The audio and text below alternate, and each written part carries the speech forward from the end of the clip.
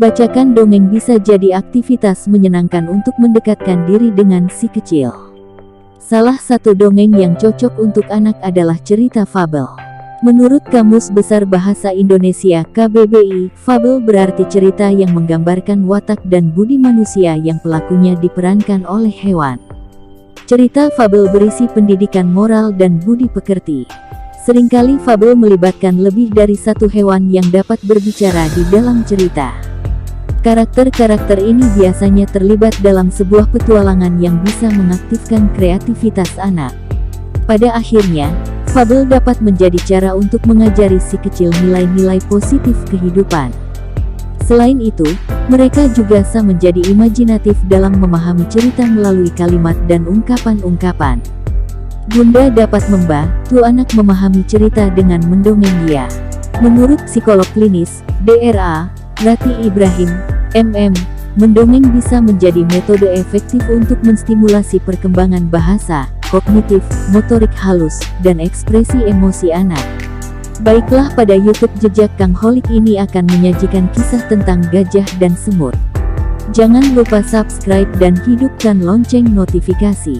Kisah Gajah dan Semut. Gajah dikenal sebagai binatang yang besar. Suatu hari, kawanan gajah yang besar datang ke hutan untuk mencari makan. Kehadiran gajah ini mengganggu kawanan semut yang tinggal di sana.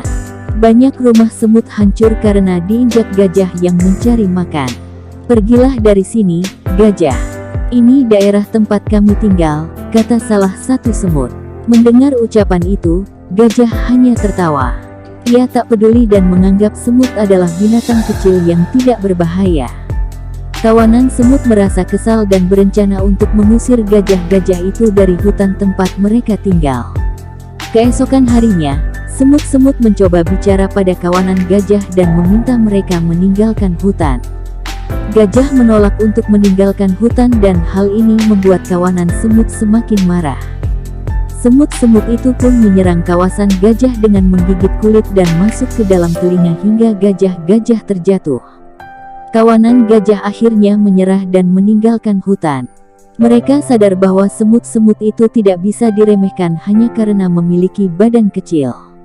Di balik kisah gajah dan semut ini, tersimpan pesan moral yang bisa diajarkan pada anak-anak.